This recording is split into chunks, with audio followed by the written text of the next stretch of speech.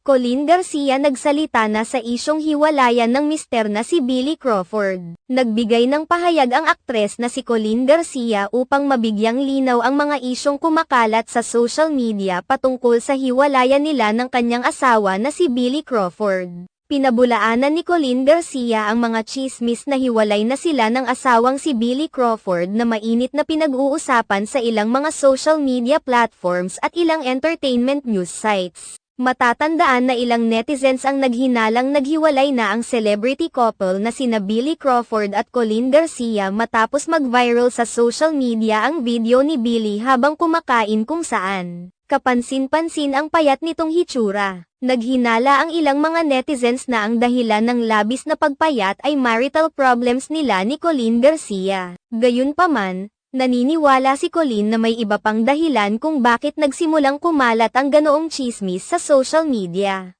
Naniniwala si Colleen Garcia na maaaring napansin na ng mga netizens na hindi na sila aktibo sa social media kumpara sa dati. Baka kasi tahimik kami.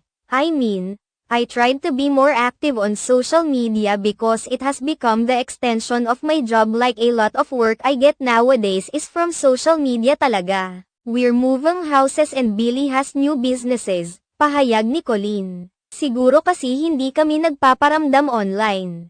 Ever since we got married. Walang naging mabigat na kasalanan sakin si Billy, dagdag pa ng aktres. Ipinunto rin ni Colleen na labis na naging abala si Billy Crawford sa pagpo-provide sa kanilang pamilya. Matatandaang nagbigay na rin ng pahayag noon si Billy sa kanyang payat na hitsura kung saan idinahilan niya na ang pagbabago ng kanyang dita ang dahilan kung bakit siya pumayat.